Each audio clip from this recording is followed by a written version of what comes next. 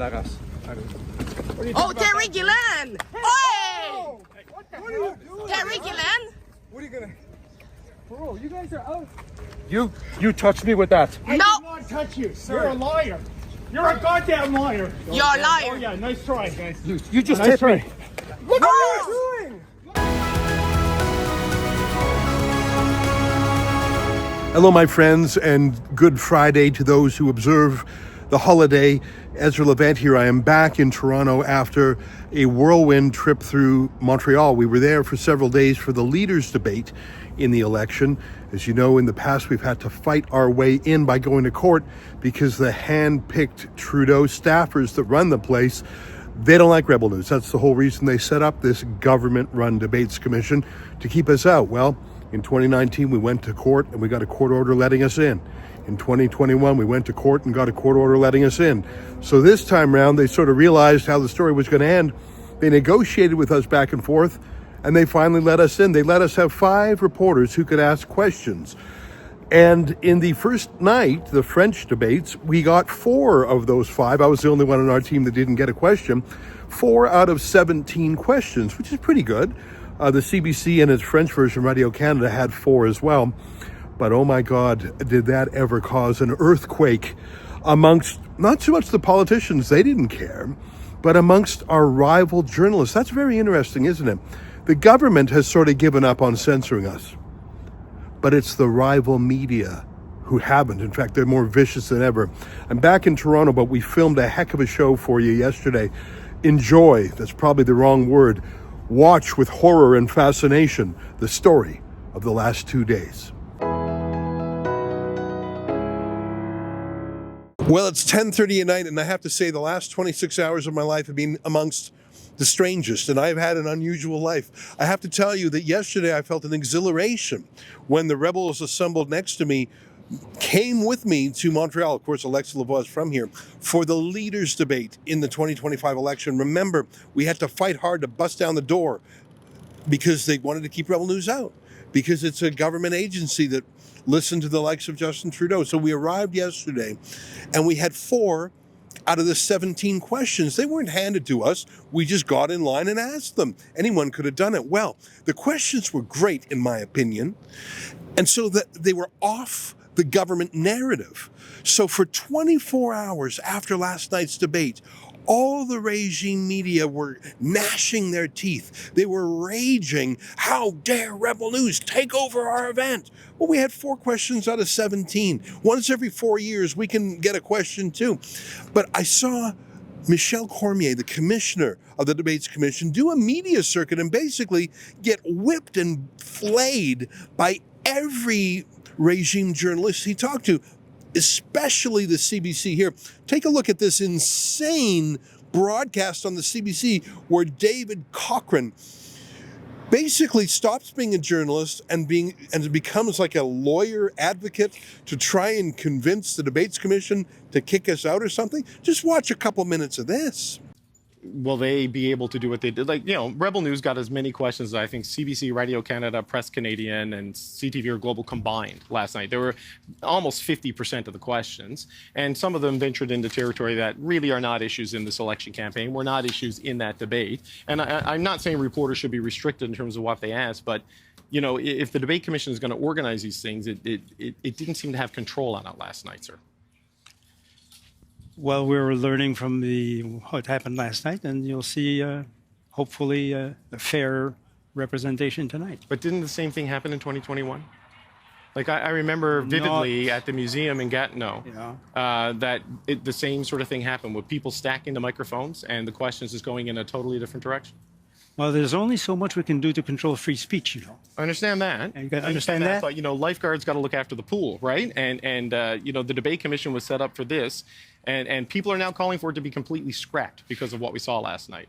I just wonder if you think there's a loss of public trust in the function of this organization. I think the public will judge us on the debates themselves. Which I will say was very good last night. It was very well done. The actual 2-hour event was. I think we'll be judged on that. That's the main criteria for us, to present debates that actually reach a lot of people. We have unprecedented reach, broadcast partners, We're reaching people in communities that are often disenfranchised. I think that's a very important exercise. This is peripheral to the main event. And, like I say, we'll work on it and try to make it. Well, make is it better. peripheral or is it part of the main event? I mean, you do the accreditation, you let the people in, you set the ground rules. I mean, it is all part and parcel of what's happened here. It is, but for most people, the press availabilities, after, is not the most important thing. Okay. So we bank on that. Okay. Michel Cormier, I appreciate you. I do appreciate you showing up and taking the questions. I very much do, sir. And thank you very much. Least I can do As a it. former This is, journalist, I know you appreciate the importance of doing that. Totally. All right. Thank you, sir. So Michel Cormier with the Debates Commission. That's not journalism, lads. That is something else, but it ain't journalism. Anyways, Michel Cormier is a creature of the establishment, and the establishment is saying, kill the rebels. But he also knows that we've gone to court twice and thumped him because the Charter of Rights says you can't discriminate against Rebel News just because you hate us. So what would he do? Well, last night, at the end of the debate, he canceled the whole scrum. He said that no one would be allowed to have any questions, and in his mind, he probably thought that was quite clever, because it was a way to stop Rebel News, but not violate the law. All it did, though, was violate his mandate. I'm Michel Cormier, the Executive Director of the Leaders Debates Commission, and I'm sorry to announce that there will be no scrum tonight with the leaders, because we don't feel that we can actually guarantee a proper environment for this activity. Alors, comme je viens de dire, la commission a décidé qu'il n'y aurait pas de point de presse des chefs ce soir, parce qu'on ne sent pas qu'on est capable d'assurer un environnement propice à la tenue de cet événement. La salle de presse sera ouverte jusqu'à 11h si vous en avez besoin. The press room will be open until 11, so you can finish filing. And I invite you to call the campaigns if you want any questions. That's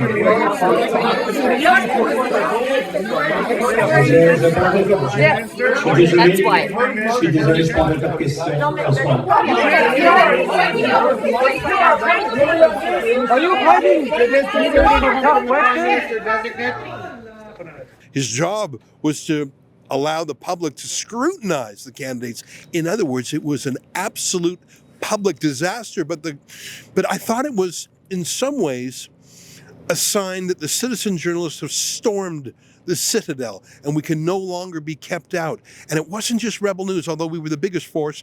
There were our friends from Juno and True North and Countersignal and Western Standard and others, and it was so exciting. And now let me bring in my friends, because I have left out so many parts in this strange story. Some of the craziest things happened. You were about to hear tales that will chill you to your bone and make your hair stand up like a porcupine.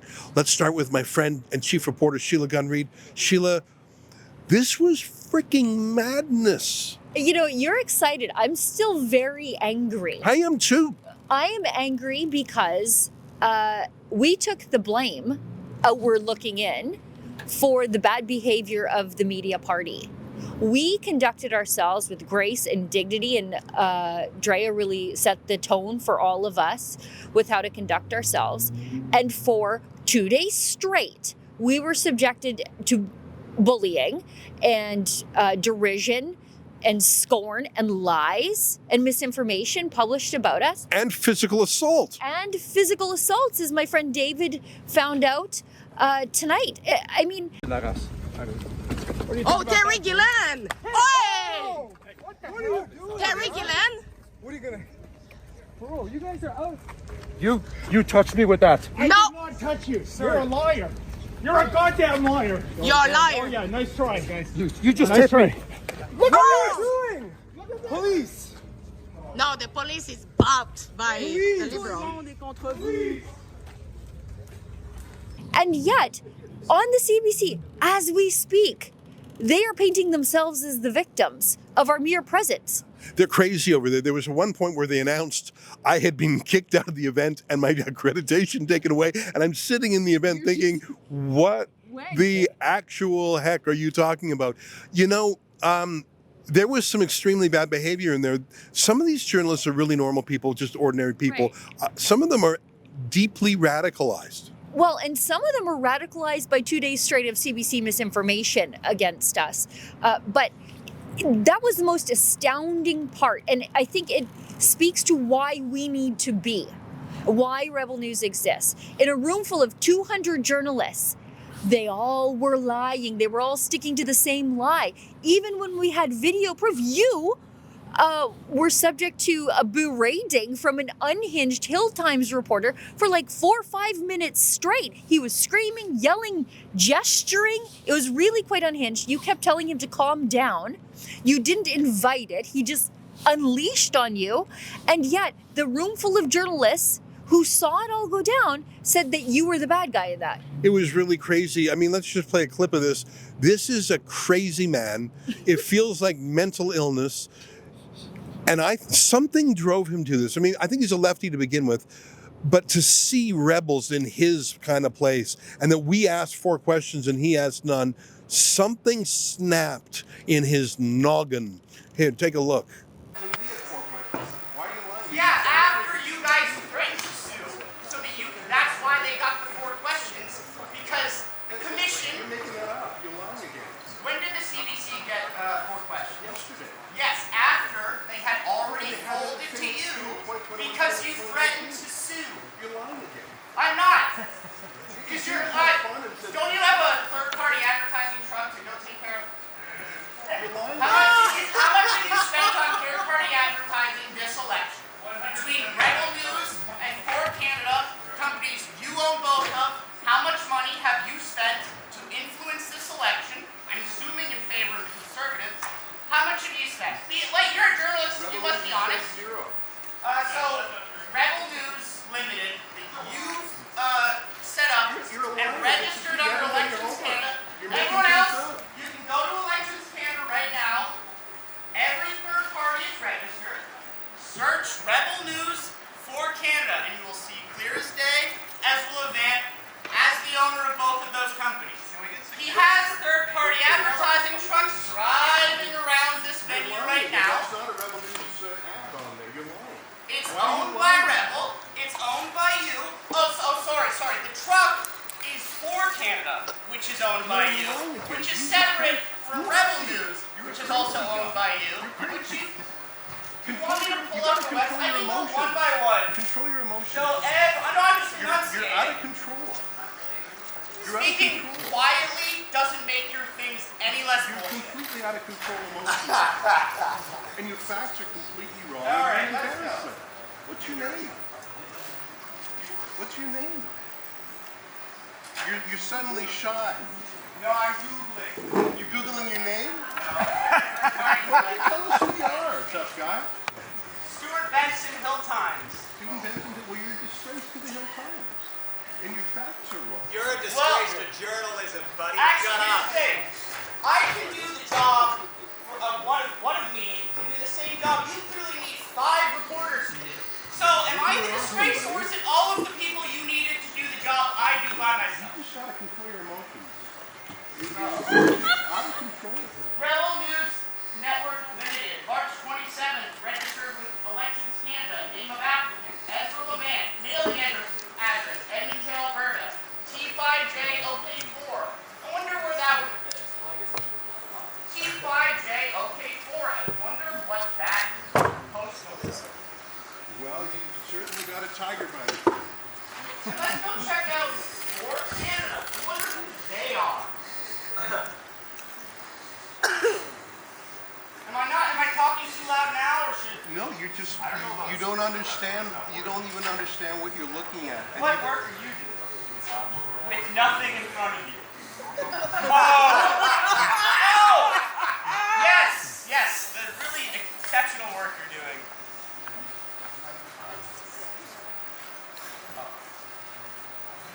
Is she telling you you're out of control emotionally?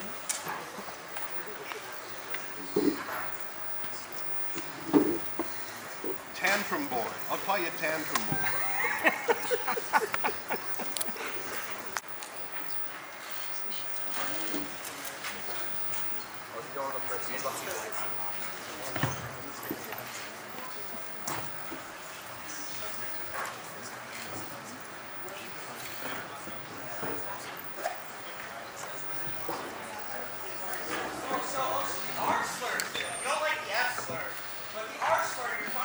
Yeah, just sort of crazy. Now, David Menzies, it's great to see you as always. Thank you. Why don't you just tell me it's like we all saw a crazy thing happening. What was your vantage point on the crazy? Before I get to that, Ezra, I just want to say I was momentarily distracted because as you were interviewing Sheila, there was a female CBC employee. I think she must be a big kahuna. And she was given an escort by 2 huge security guards to a waiting cab. I think the presence of our truck and the presence of us here, I don't know, it's maybe a Canadian January 6th. I mean, why did she feel the need to be, guarded by 2 big security guards? It's unbelievable. I mean, we joke about trigger warnings, but I think this. I mean, it's happening again right now. Look at this. I think they're giving these CBC employees an escort because they're triggered by this, literally triggered by the sight of citizen journalists. It's actually very it's actually had enough. it's very sad actually that I thought trigger warnings were for children, but for grown-ups We're getting assaulted. Oh, it's crazy. But Ezra, I'm already watching the mainstream media spin, and it's outrageous about what happened. Lincoln J was assaulted by a cameraman. I'm not certain. Not only did Drea see it, I wasn't looking at it, but he hit Lincoln so hard I heard it. Yeah. Like I heard the impact. And it was atrocious. I saw it too, but unfortunately I didn't caught it on camera. But I'm pretty sure that someone caught it on camera. Full of journalists. They all saw. Yeah, everybody saw it. And I want to set something straight. There's this narrative going around that we were given special treatment. The CBC reporters had their questions in too. We went by bureaus. Everything is out there. We've posted it, the legal documents. But here's the thing. We showed up to work. We were first. The independent media were first to get there. We were first to case, hey, where are the cameras going to be? We sat close to the line. We paid attention while they were eating free chips, and we simply stepped into the line. And then the misinformation about how that all happened is really what infuriated these people who became completely unhinged. And I was at the beginning of that interaction with the Hill guy. It started with Kian just talking to Kian Bexty, talking to another independent journalist. And he just turned back and started raising his voice at Kian. He was yelling for about, I don't know, close to, it felt like 10 minutes before. And no one's saying anything. No one is saying anything when they all saw this guy be completely unhinged. And then when you were respectfully saying, hey, calm down after he went after you, all of a sudden it's Rebel News. I mean, I'll get into the misinformation. There is a reason why the mainstream media is a dying breed. Nobody trusts them anymore, but we saw it in real time unfold. Right, we saw it in real time. And Ezra, just to finish the story, Lincoln went after the guy. By that, I mean not to hit him, but to query him. Why did you assault me, man? And I followed Lincoln because, hey, 2 cameras better than 1.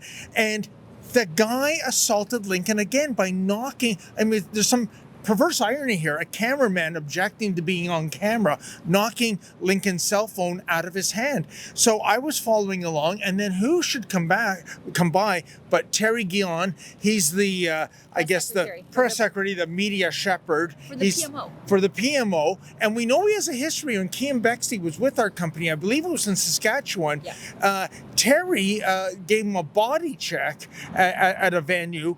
It was outrageous, but we have a clip of that, if you want to throw to it, of Guillaume not once, but twice, knocking the camera right out of my hand. It's absolutely insane. Let's take a look. Oh, Terry Gillen! Oh! What are you doing? Terry Gillen? What are you gonna... Bro, you guys are out. You touched me with that. I did not touch you. You're a liar. You're a goddamn liar. You're a liar. Oh yeah, nice try, guys. You just hit me. What are you doing? Police. No, the police is backed by the liberal. I have to tell you, it is as crazy as you think it is. We were sitting in there, and we're very careful of the rules because we fought so hard to be in here. We spent so much money in lawyers to be in here, and then we spent money to fly everyone. We're not going to lose that over some shenanigans. And I've just never seen such bad behavior from official people. And it started yesterday when we had the questions. It was based on editorial. I mean, I say again, the CBC had 4 questions. We had 4 questions. It wasn't the 4 that made them mad. It was what the 4 were. If we had asked 4 questions about global warming and whatever, they would have loved us. They wouldn't have objected to the fact we had 4. It's the fact that we had any at all, that we were allowed in there at all. And I think these people had a mass psychological freak out. It was insane. And the way they're spinning it, Ezra, and if I may finish the story, I went right away to the Montreal police. They were there en masse. Terry said something in French to one of them, and suddenly we were being treated like the criminals. They were using their bicycles to make a barricade so Terry could scurry away in the bus. And then some random woman comes by, and she knocks the phone out of my hand. I think it's a dead duck now. Sorry, boss, I might be expensing another iPhone. But right in front of the police. And I said, officer, did you see that? And it was Sergeant Schultz again. You know, I saw nothing. I know nothing. It was incredible. Hey, Mr. Bacon. That's Steve Bacon, the host of the evening. Great, Steve, you did a great job. You know, we're talking a lot about our interactions, but of course, let me just interject and say Steve Bacon ran an excellent debate tonight. And I think he actually is one of the best debate hosts in the country. And we should be talking about that, but the misconduct of the journalist, for us at least, is the story of the day. Anyhow, forgive me for giving a holler to Steve. I think he's a really good egg. Back to you again. Yeah, no, and it was incredible. And then the final, epilogue to this story is the police formed a human wall preventing us from getting back into the building. I said, guys, my jacket, my coat, my equipment bag with my car keys are there. I need it. And they said, come back at midnight. And that was like 3 hours of what, and thankfully you guys were in the building and you could bring it out for me. This is crazy. Yeah, you know, this is what happens when oil and water, when matter and antimatter, yin and yang come together. Rebel News is a real news company. We have millions of subscribers, 1.7 million on YouTube alone. We have millions of people, we have had billions of views. We have a full-time staff equivalent of over 30 people. We are a real place. We've been around for 10 years. There's no measurement by which we are not as legitimate a news source as any other. In fact, that's the trouble that the Debates Commission has. How do they keep us out and the others in? They can't find a principle or a rule that lets them do that. And so when we make our way in, and we didn't force our way in, we basically argued our way in by saying, we pass every test, but the people inside here, the dying last guard, the last hurrah of the regime media, the pampered media, the spoiled media, the subsidized media, the government media, they just can't stand the fact that you and you and you and you and me have made it into their holy place. This is their holy temple, and we're not allowed in here, and we're not as good as them, and they're morally superior to us. And oh my God, we're actually asking more questions than them, and our questions aren't ones that they like, and they couldn't stand it. They couldn't stand it. And like dogs protecting their territory, they barked and barked and barked, and that didn't stop us, so they just shut the whole place down. It was the most atrocious thing. And I've used the word demonic to describe some of the people inside, because that is just how it was. Drea, you felt the brunt of it yesterday. I'm just sorry we didn't have a chance to ask more questions today. I'm the one guy on our team who didn't get a question. I had a lot of good questions written. Actually, can I just say something very quickly? All this shenanigan could have been avoided if the commission see, we have a lot of media, we'll do one question per person. Everybody would have a question in, and avoided the fact that they were complaining that we had so much time. But the thing is, why they don't actually say, maybe you should review the number of questions, or maybe how you're doing all the process. It's not us. it's all they made the rule, and the rule play in our favor because we were alert and we worked and we were there. So I mean, they could have said only one question, not a second follow-up. exactly. They could have said, keep your question under 30 seconds and even had a clock. I'm just brainstorming here. I mean, but those are content neutral and they're reporter neutral. But that's not what they really wanted. They wanted it to, they didn't care about that. They just wanted the 5 people standing here not in there. Now, And Ezra, if I may add, you forgot one part of the story that pertains to you. When it looked like that's it, curtains, no more scrums for the English debate, there was that journalist from the Ricochet who was saying, "Oh, you happy, Ezra? Thanks to your bad behavior." there was some crazy guy who thought, he was screaming, he said, because he was screaming at the top of his lungs. Actually, I'll give you a little behind the scenes. As soon as we got word from a leaked source that the scrums would be canceled, I sent a message to everybody and said, have your phones ready. This place is going to pop off and they're going to blame us. And guess what happened? A left-wing journalist who looked textbook. Like if I looked up left-wing journalist in the dictionary, I would be like, yeah, that's him. He starts screaming at the top of his lungs, Ezra, your bad behavior. And and he said, I mean, Cian Bexley, he was a reporter with us, and he started, but he left us a few years ago. But we keep in touch. I like the guy. I get a real kick out of him, and so I love seeing him at events. I mean, anyhow, so I was chatting with him because I know maybe 10 people here, and Cian's one of them. And so because I was chatting with him, this guy concocted some conspiracy theory about how I was controlling all these different... He's a puppeteer. And he said, you have 13 people here. I said, no, we only have 6. No, 5. No, you have 13. Oh, my God. Anyhow, I mean, it's a funny story, but it's also deeply embarrassing how crazy these people are. Oh, and Ezra, I know our audience is saying, the Ricochet, what in blue hell is that? I came across it only last month because they had a hit piece on Pierre Poilievre's campaign slogan of Canada First. Evidently, that's racist and code for white supremacy. So, because of you, we can't ask questions on behalf of the public. Because you wanted to have a media circus. Maybe your ally should be trying to get the commission to do something unlawful. It's embarrassing. Look at all of you. Look at all of you. What journalistic rationale is there to have this many people in the room? What journalistic rationale is there? There's not 13 of us.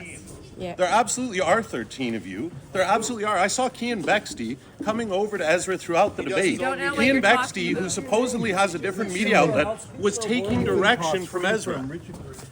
You're wrong. Cian Bexley doesn't work for Rebel News. So why did he come over to you 3 times for direction during the debate? He showed you he showed you his phone, and he took direction from you during this debate. So I don't think that Cian Bexley is independent of you. I don't believe that. Cian because we're friends? We're not allowed to talk to people? 5 people here. He's shaking. Which is much less than the CBC has. You've got to control your emotions. I know you don't like me or Rebel News, and that's okay. But what I don't like, Ezra, is you preventing us from being able to ask questions on behalf of the public. How have I done that? You created a circus here before this debate started. Questions that you don't created like? a security incident. What you created a security incident before this debate started. That guy from the Hill Times. When you got into a screaming match with people before this debate started, and that's the justification that has been used to cancel the Q&A. So the circus that you created before this debate. Where did you get this information? I'm not making anything up. Where did you I get was these there. thoughts? We were all there in the front of this room right before this debate. You caused an incident that caused the security concern that got this Q&A shut down. So Ezra Levant, I blame you 100% for the Q&A being canceled. There's not 13 rebels here. Cian Bexley doesn't work for us. You're angry because you didn't Well, like it's a 4 Potemkin questions. village, right? And you Why don't have you as let many him talk outlets now? as you can start up I don't websites, You guys don't right? listen to I the don't facts. even know Let what him talk. Ricochet is. I assume you take government subsidies. I assume, is that correct? Yeah. I mean, I understand. Listen, I understand you don't like our point of view. Take government You subsidies. don't take any government subsidies. I don't We believe take you. LJI funding. We have one LGI funded position. I don't even know it. Oh, there you go. That's government funding. You know, it's okay for you to hate Rebel News or hate our ideas. I don't. But I don't once hate a year, you, Ezra. Oh, come but on. you You're caused an shaking. incident. No, I you didn't. You're not caused an listening. incident. You're Well, spreading you can say it's not misinformation. true all you want. You can say I'm Where- lying where- all you what's your want. source? You caused an incident. didn't. There was a huge incident at the front of this room, which everyone here saw. What are You you got talking yelled at to get out of the way. What are you talking about? That's literally not what happened. This is 100% your fault. You caused this, Ezra, and I hold you accountable. And everybody in this room knows what happened. Everybody saw the incident you caused earlier, Ezra.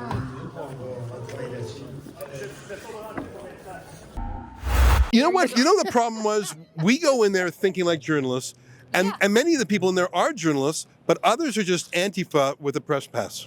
Now, Dre, I want to talk a little bit more about the actual misinformation, since yesterday I was accused of spreading misinformation by Jagmeet Singh. And I was told from a lot of journalists who did reach out, they were disgusted with Jagmeet Singh, and they were disgusted to hear that journalists heckled me while I asked that question. And they told me, you said it as well, in the past, journalists would have stuck together and said, hey, answer her question.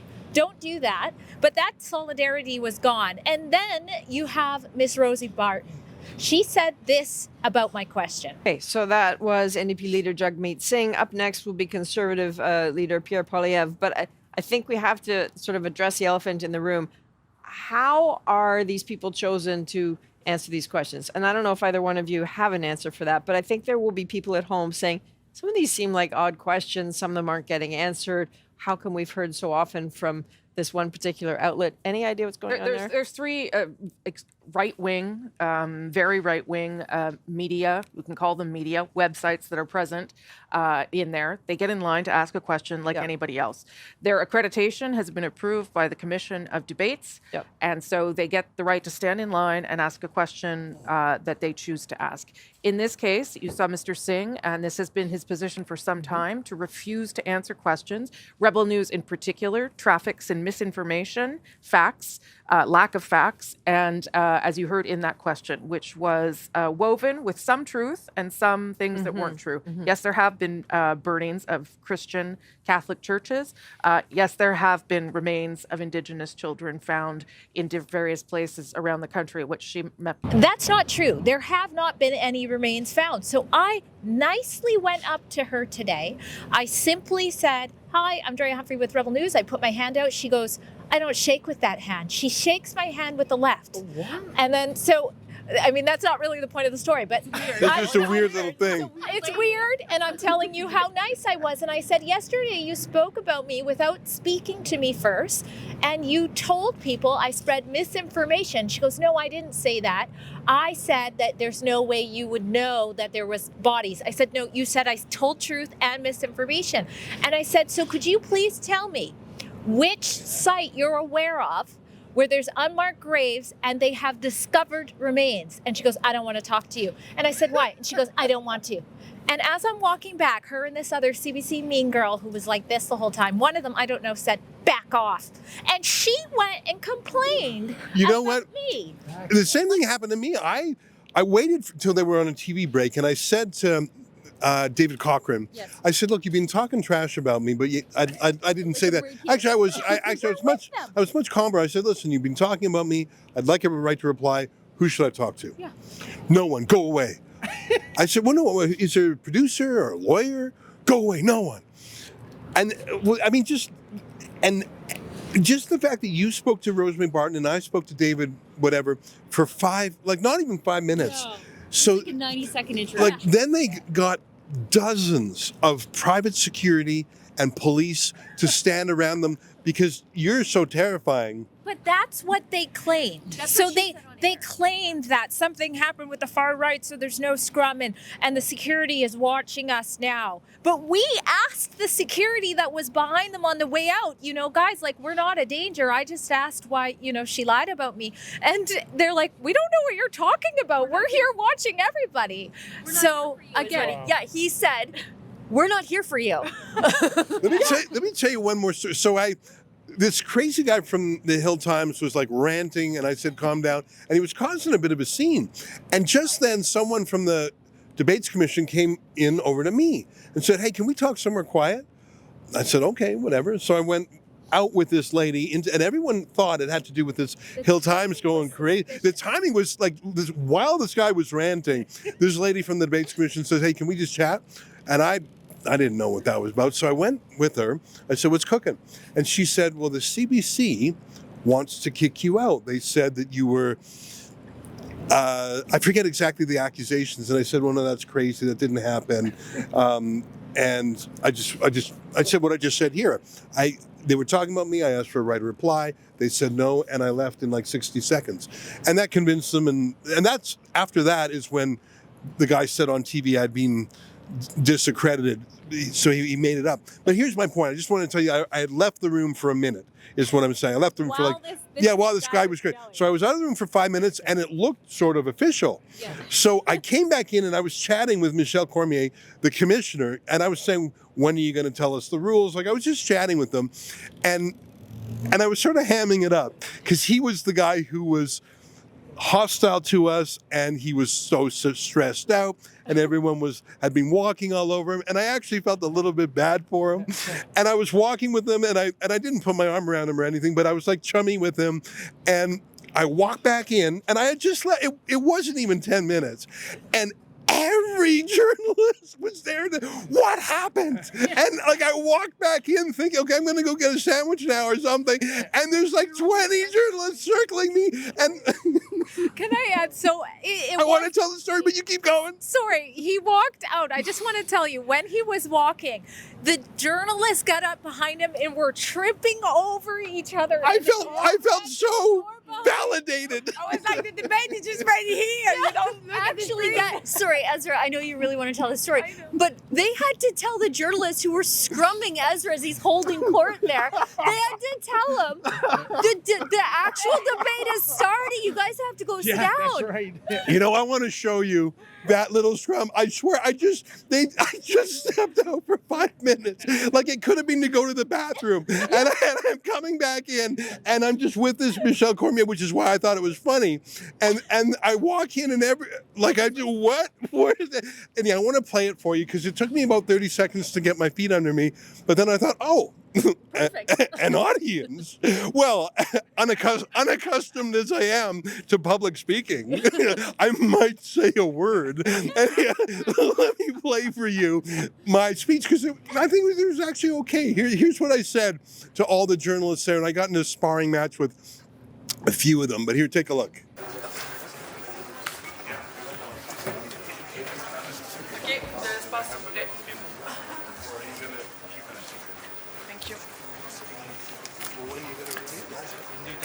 Okay.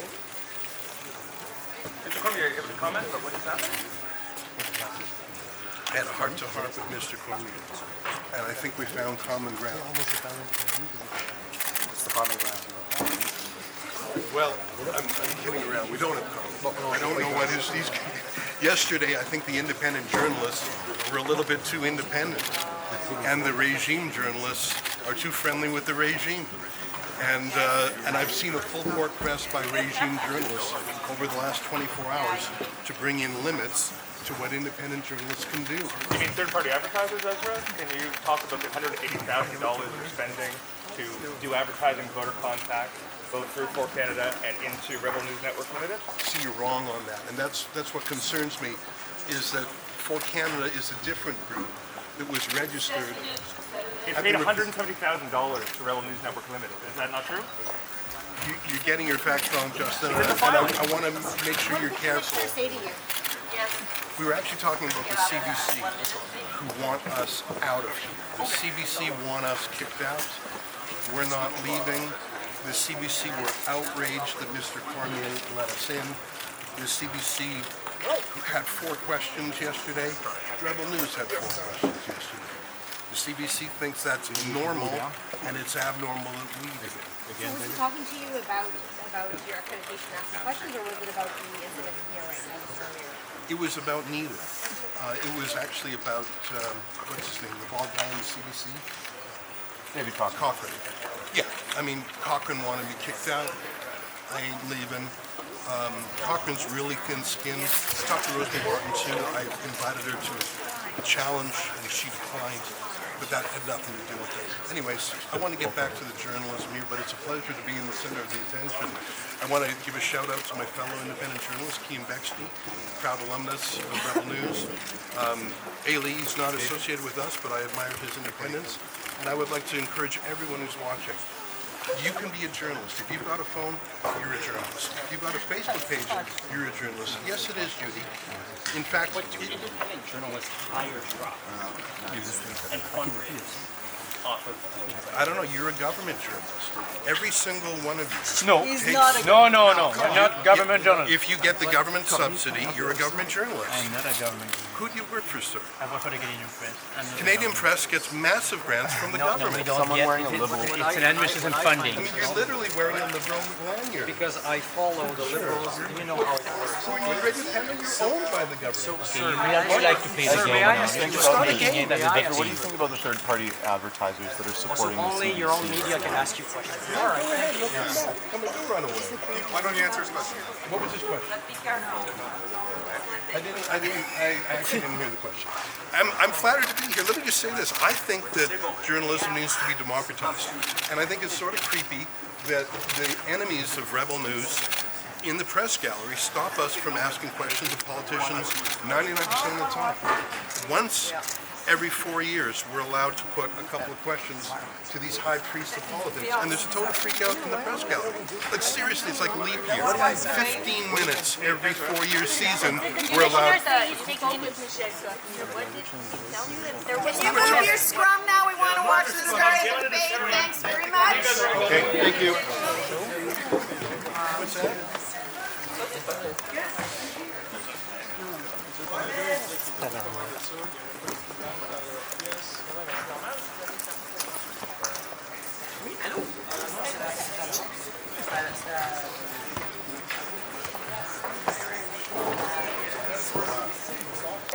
Make sure you mention. Me, the reaction when you see that all of you guys, you're journalists with your phone, and the reaction of the mainstream media. And that's I believe everyone who's got a smartphone. Guess what? You've got a TV camera, and the power of your smartphone today would be equivalent to like a $250,000 camera 15 years ago. It's a fact. And if you've got a Twitter account and a camera, you can do anything. And I'm not. Yeah, and I'm not saying that every single human with a cell phone is a journalist. I'm saying every human with a cell phone could become a journalist because there's no more barriers to entry. Your talent is the thing. It's not a regulated profession like being a doctor. I'm not saying every single person in the world is a journalist, but everyone could be. And that's what terrifies the people in the inner sanctum, is that no, you have to be part of the special priesthood. You have to think the way we think, and you have to be part of our order. No? And I don't know. To me, I thought that was a clarifying moment. Can I tell? I just want to correct you though. It's not somebody with a cell phone could be a journalist. It's a cell phone and a sense of hard work. Right. And what I think set us apart and what caught the mainstream media flat-footed is that we showed up ready to work, and they are so entitled and they're so used to having their stories served up to them and not having to work to get access to politicians that they were shocked that we showed up ready to give her, and we did, and we beat them to the story, we beat them to the questions, and so their heads were spinning. But it's because they've never had to work for anything, and we do.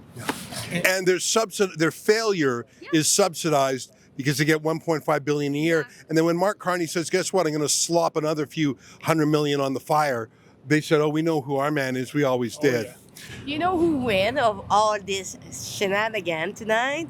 Mark Carney to not face again independent journalist question, because last night it didn't really look great when he had the question from independent journalists, isn't it? Yeah. Well, listen, it was a very interesting time, and I think we kept our promise to our people. What was the promise? First of all, to fight like heck to get in there. And we did that with the help of our lawyer, Chad Williamson. And the fact that we had fought and won twice before, so the precedent was on our side. The second thing we promised is that we would ask questions that the regime media, the mainstream media, wouldn't do. And we achieved that. In the case of Alexa Andrea, Jagmeet Singh did not answer the questions, but that is on him. We asked the good questions. And in fact, Drea's went super viral because the question was so interesting. Finally, we conducted ourselves in a manner that I think set an example for other independent journalists. And that's not just my vanity saying that. We really worked collegially with the other citizen journalists, and one of them thanked us for having fought these legal battles to clear the way like an icebreaker. The first icebreaker that has to break through the ice has the tough job, but other boats come behind. That's Rebel News. We're the big 10-year-old boat, and these littler boats can come behind us, and it's a real pleasure to be in that position. But all of it, of course, comes down to our viewer. You know, Donald Trump has a meme, my favorite Donald Trump meme. It gives me a little bit of a chill every time. She's looking very sober, and it's a black and white photo, and the caption is, "They're not coming for me. They're coming for you. I'm just in the way." And I think about that sometimes because I think Rebel News is like that. The contempt that they feel for us, sure, they don't like me. I accept that. But the people standing next to me are pretty likable. David sometimes grates some people, but he's a pretty likable guy, let me tell you. And of course, the ladies are completely lovable. But why do they hate them? If these are lovable people, why would they be hated? Because they're effective. No one shoots at a dead duck. And the reason why they were so outraged with the people next to me is precisely because they were asking questions on behalf of the people who are normally shut out and ignored, the deplorables. And that's who we were here for today. People who are not part of the Mean Girls Club, people who have questions that were not answered. I want to leave you with a clip. Look at this, Adrian Arsenault and a couple others. Here's the problems they had with us.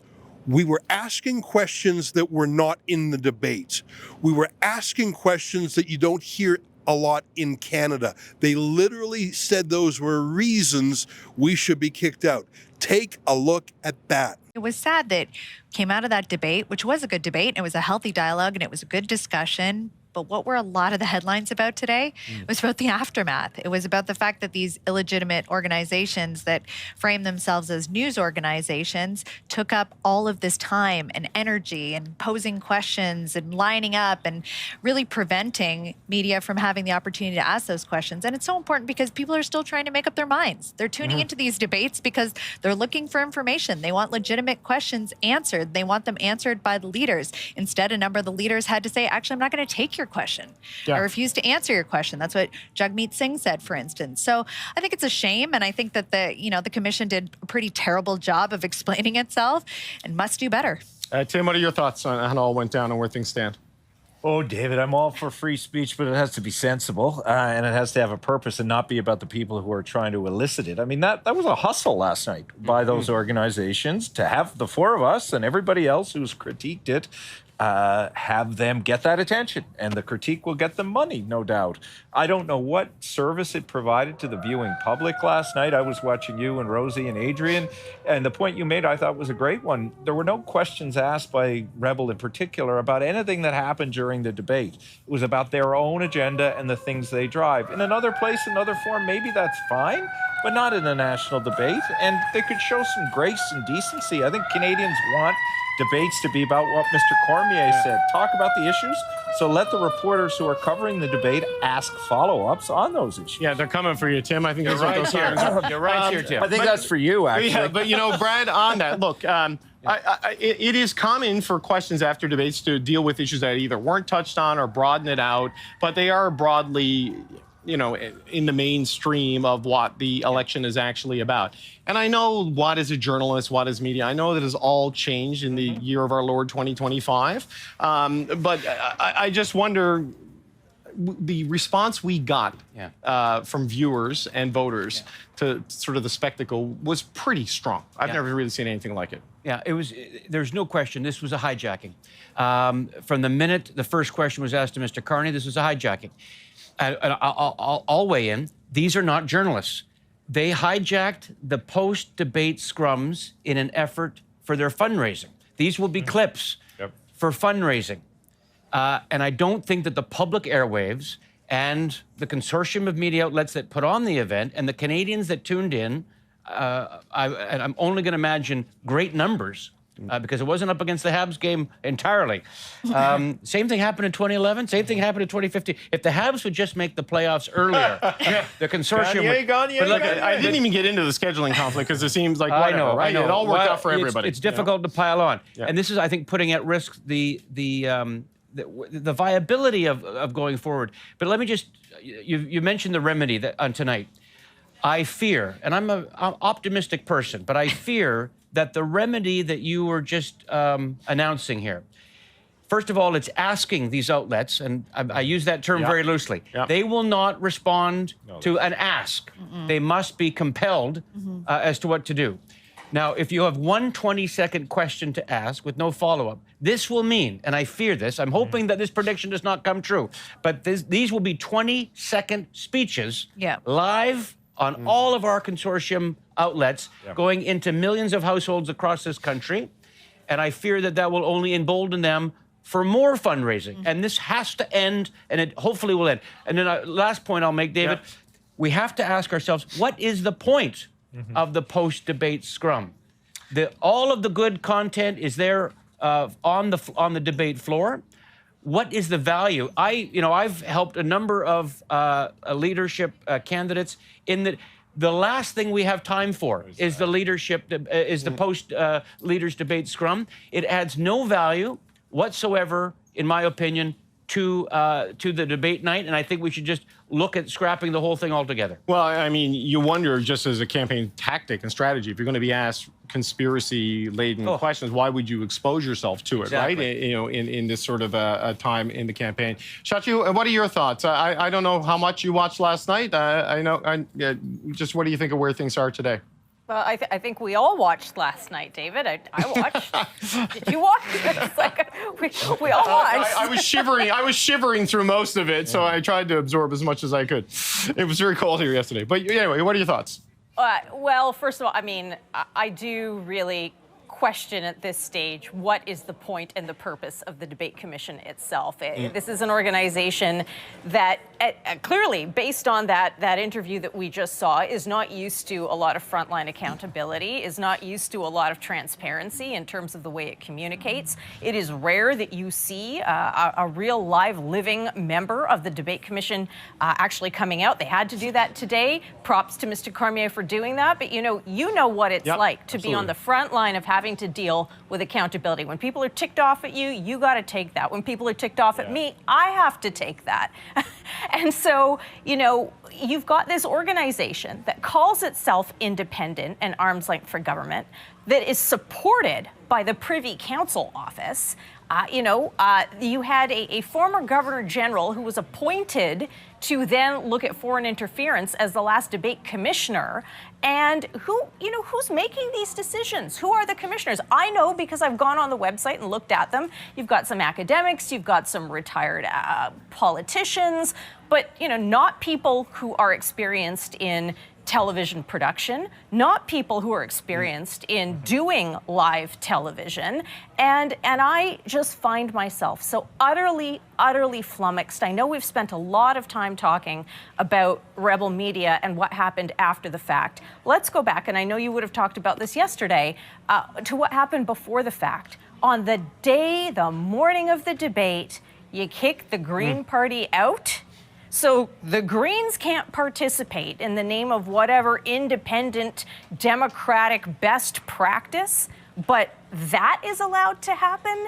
The whole genesis of the debate commission was a function of the Trudeau government. It was born out of what happened in 2015 in that election, with some leaders tapping in and other leaders tapping out and saying, I will participate in this, I won't participate in that. But that campaign actually brought forward some really interesting, creative debates that some leaders chose to show up to and others didn't, and they either took the political benefit of that or paid the political price for it. What are we doing as taxpayers? Having this organization come in that claims it's arm's length and independent as some sort of eminence that knows everything better about debates than individual newsrooms, journalists, and experienced people who do this. Translation, we aren't like them, and so they want to ban us. Well, I think we achieved our goals, and Alexis just having a bit of a cough out there. She's been hoarse. She's been talking and elocuting and advocating so much, and she has shown us great hospitality in her home city. On behalf of all of us, the whole team out here, our home base in Toronto where they were working on the internet and the live stream in the studio, our special friends Tamara Ugolini and Lise who were hosting the live stream while we were here, everyone on the team, for every one of us on TV, there's two people behind the scenes, whether it's Guillaume and Lincoln, our videographers out here, Betty in the truck. There's a lot of people putting this together that you don't even see. And of course, our donors. Without you, it would simply be impossible. So on behalf of all of us here, thank you. And I promise we will keep fighting for freedom of the press, not just for us, but for everyone else in Canada. And I don't care if the demonic media party shrieks at us. I don't care, because I know what motivates me, and it's freedom. Good night, everybody. Thanks for your support.